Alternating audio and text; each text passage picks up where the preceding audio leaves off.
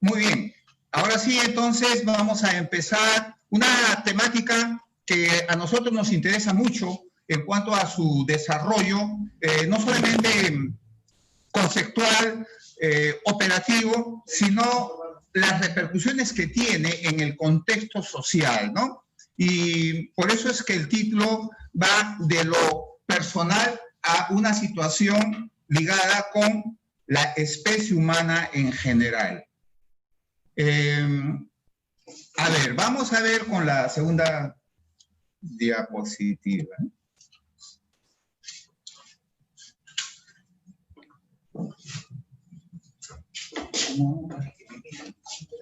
¿Me están viendo?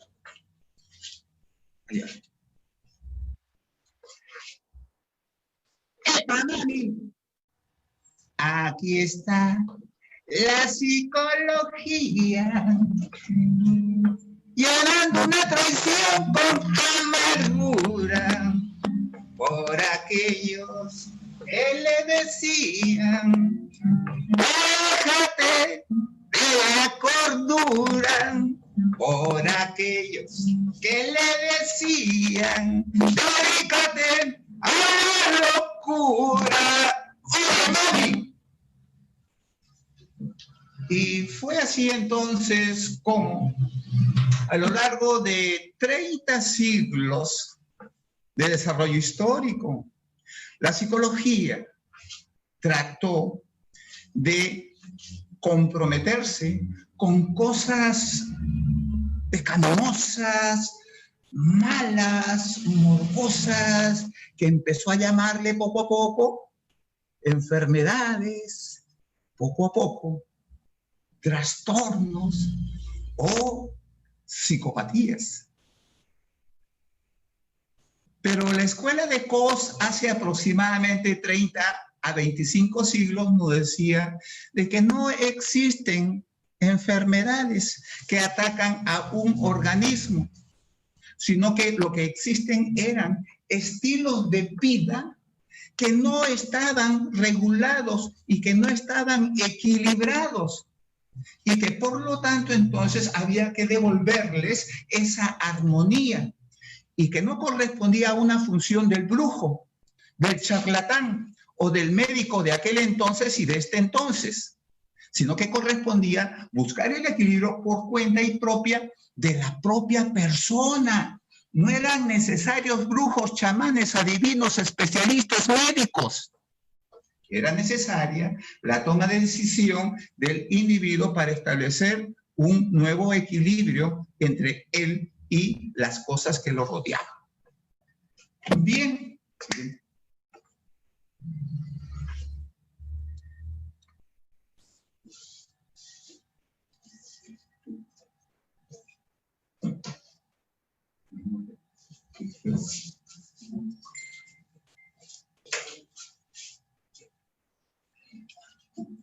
Muerte revitalizada. Solo el movimiento nos hará libres. El movimiento del acto y el movimiento del verbo combinados en eclosión de realidades humanas ondulatorias y corpusculares. Solo el sometimiento nos hará más esclavos. La inercia de la vejez y el silencio de la quietud, combinados en eclosión de irrealidades virtuales, persecutorias y exterminadoras.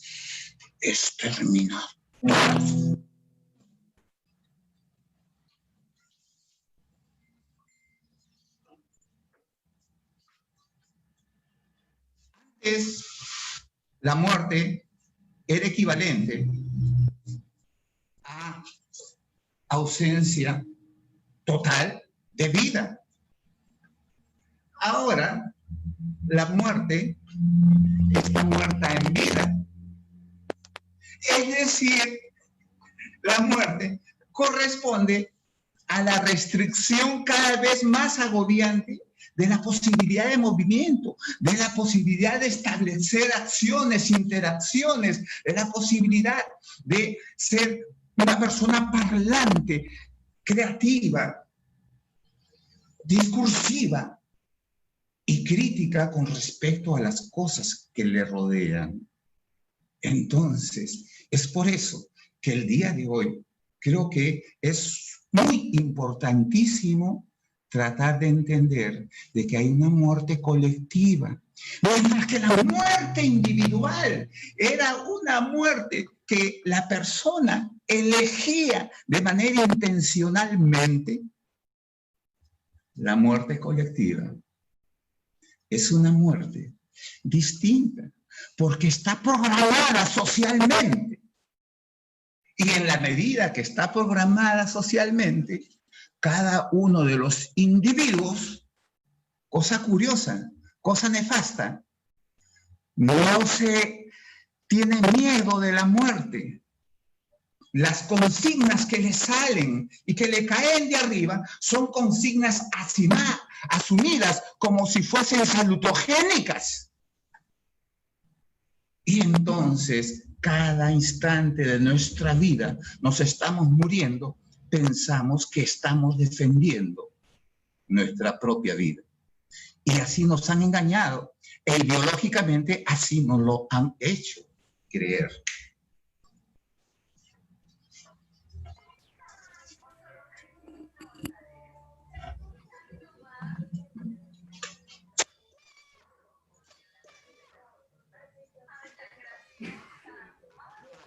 En la zona del Brain, que es una zona selvática, hay muchas aves y hay muchos pájaros que tienen diferentes tonalidades de colores, formas de canto, y entonces hay un pájaro llamado chicua y canta de manera un poquito rara, pero canta de dos formas distintas. Y dice que cuando el chicua canta,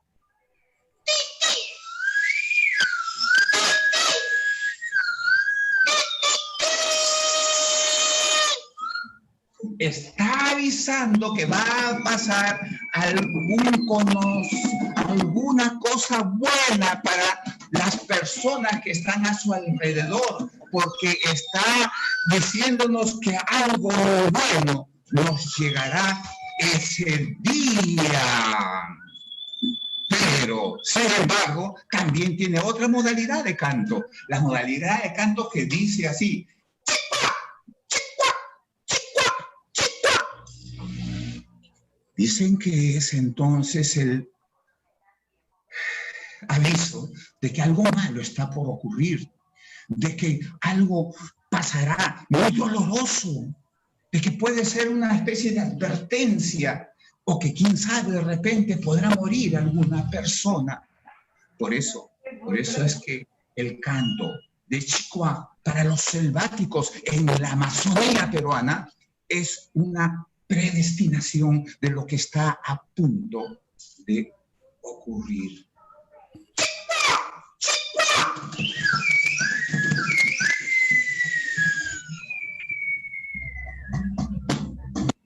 Interesante entonces como en el acervo colectivo y popular de nuestro país, en la zona de la selva central, ocurren ciertas cosmovisiones que nos permiten interpretar la gran cantidad de posibilidades creativas que tienen para armonizar con la naturaleza, para vivir en un equilibrio constante y permanentemente con ella. Y entonces, desde esa perspectiva, la cosmovisión es un elemento importante para radicalizar la vida humana en esas personas. Bien, sigamos entonces con... Tenemos ahí el poema Los 9 monstruos de César Vallejo, que ha cumplido con 13, más o menos, estamos en 90 años en que se copió Trilce. Pensamos que hay que tener en cuenta la definición de la suicidología, según Martínez, que nos plantea que es el encargo que tiene la psicología para investigar, para estudiar los procesos lesivos, autodestructivos que tienen las personas. Sin embargo, nosotros queremos añadir algo que es importante, que las condiciones estructurales que sirven para el contexto al comportamiento es necesario tenerlas en cuenta para visualizar ya no signos, ya no síntomas, los signos y los síntomas que los revise el médico de cabecera. Nosotros tenemos que ser expertos y especialistas en revisar procesos y estilos de interacción humana. Bien, siguiente. Y por otro lado, Martínez, en su bonito libro, Suicidología Comunitaria, nos dicen que el suicidio no es una enfermedad, que el suicidio es un evento. Nosotros inclusive podríamos añadir algo más puntual. Configura un campo de factores interrelacionados de manera multidireccional y la caracterización de este campo no tiene nada que ver ni con lo que aparentemente está ocurriendo dentro de la persona, ni mucho menos con la descripción de sus signos y síntomas. Es bien retardatario hacer una revisión de signos, síntomas y factores supuestamente internos en el individuo. Acá hemos puesto un poema muy bonito, que no va a dar tiempo, pero que lo dejamos para que ustedes lo lean. Entonces, en definitiva, el suicidio debe de entenderse como exterminio humano. Debe de entenderse como un recrudecimiento de la desigualdad social y debe de entenderse como una involución disciplinar.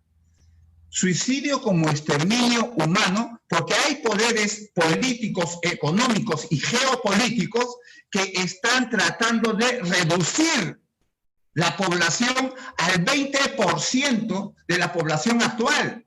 Entonces no es nada azaroso ni casual la actual supuesta, entre comillas, pandemia. Por otro lado, el suicidio como recrudecimiento de la desigualdad social. El día de hoy, después de varios meses de encerramiento en mi patria, en mi Perú profundo, la pobreza ha galopado terriblemente en los sectores más populares y por lo tanto entonces esta desigualdad social ha recrudecido y va a matar con toda seguridad mucho más habitantes en mi patria que lo que va a suceder con el coronavirus. Y como suicidio como involución disciplinar, nosotros nos estamos suicidando todos los días como psicólogos profesionales, cuando no somos autónomos ni auténticos en la prescripción de qué cosa es nuestra psicología, cuando utilizamos instrumentos esotéricos para evaluar signos y síntomas. ¿Cómo es posible que cuando una persona me dice acá árbol, entonces yo inmediatamente estoy dispuesto para establecer los rasgos de su personalidad? Esa es una idiotez del siglo pasado. ¿Cómo es posible que yo haga un trabajo de investigación exploratorio? Las exigencias de la realidad actual nos obligan a que hagamos trabajo de investigación explicatorio como programas de intervención para producir cambios en esa realidad. Entonces hemos evolucionado nosotros en términos disciplinares. Y entonces, bueno, ¿cuáles son las consecuencias? En el año 2005, en el 7º Congreso Internacional de Psicología Social de la Liberación, movimiento al cual yo pertenezco, se llevó a cabo en Liberia, en la sede de Guanacaste, en Costa Rica, y planteábamos ya desde el año 2005 de que se estaban ampliando los contextos de exterminio socioambiental como suicidio de la propia especie humana. Y lamentablemente no cabe muy profundamente lo que acabo de decir, debido a que los medios de desinformación lo único que hacen es regalar panfletos, consignas que no tienen absolutamente nada como alternativa de solución. Y por lo tanto, entonces, como consecuencia se genera una asimilación acrítica de la población afectada y sometiéndose radicalmente a cualquier consigna estereotipada y autoritaria que no tiene nada que ver como respuesta de solución al problema colectivo. Es más, los afectados de esta situación se transforman en defensores del poder económico dominante que lacera sus propios derechos humanos. Y peor aún,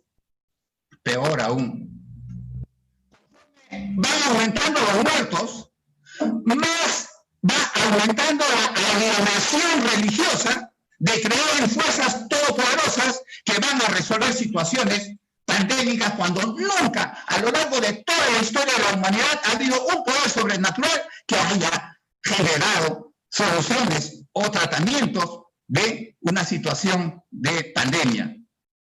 Entonces, la ignorancia se multiplica conforme se va agravando la situación problemática. Y entonces, ahí, en estas consecuencias, vamos a ver, pues, cuál es el rol protagónico del psicólogo.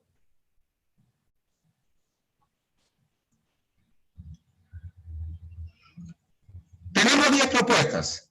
Una, lo que es la promoción integral. No podemos abocarnos a lo que es la prevención promocional.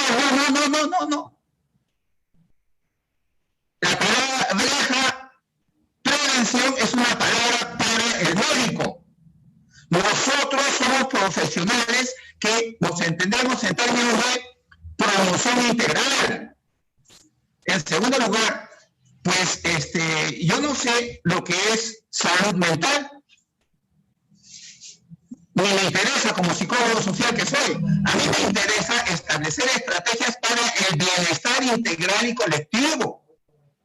En tercer lugar, a mí me interesa potenciar las diversidades, o sea, heterogeneizar a las personas, que haya un creyente en Alá, que haya un creyente en Viracocha, en el Dios Inti, en Jehová, entonces ahí yo me siento muy contento, muy feliz, porque hay un conjunto de matices individuales heterogéneos.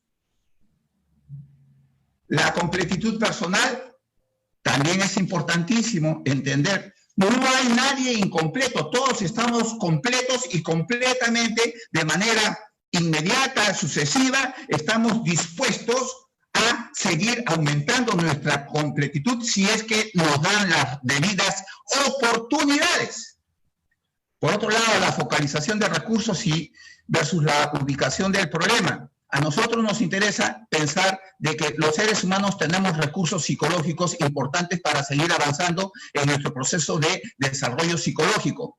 Y no tenemos por qué encontrarle problemas a nadie. No existen los problemas psicológicos.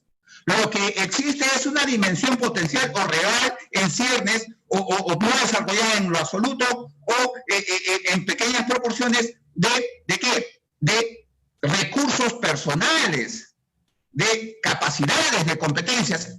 Esos son los términos que debemos de utilizar en nuestro ejercicio a diario. Y bueno, a nosotros nos interesa que los cambios que se den en las interacciones se expandan en los contextos de relación de cada uno de los individuos. Nos interesa fundamentalmente entender que el rol protagónico del psicólogo es una acción colectivizada y no es una acción personal en la jaula llamada consultorio psicológico. También nos interesa la previsión positiva de productos, más que la tipificación negativa de los insumos. La creatividad estratégica es importante, es fundamental. Y nosotros los psicólogos tenemos que ser paladines y ejemplares de creatividad, porque cuando hablamos que las personas deben ser creativas y nosotros no somos creativos en lo absoluto, cuando estamos exponiendo en un congreso, entonces ¿de qué estamos hablando? Y la acción corporal. Tenemos que educarnos y educar a las personas que atendemos de que hablemos con todo el cuerpo, de que el movimiento sea el eje fundamental de nuestra conversación humana. Bien, como decíamos, tratábamos de ser lo más breves que sea posible y mi agradecimiento por haberme soportado sabiendo que es la última exposición Y bueno, los invito a participar en ese gran movimiento que se llama Psicología Social de la Liberación, al cual nosotros pertenecemos como Colectivo Peruano de Psicología Social de la Liberación, y espero que ustedes tengan interrogantes, dudas, incógnitas, que progresivamente pues las vayamos despejando a partir del tratamiento que hemos dado a un tema que va desde lo que es el individuo que se suicida y el individuo que acepta que todos los días lo vayan asesinando a cuentagotas, a través de lo que respira, a través de lo que come, a través de la quietud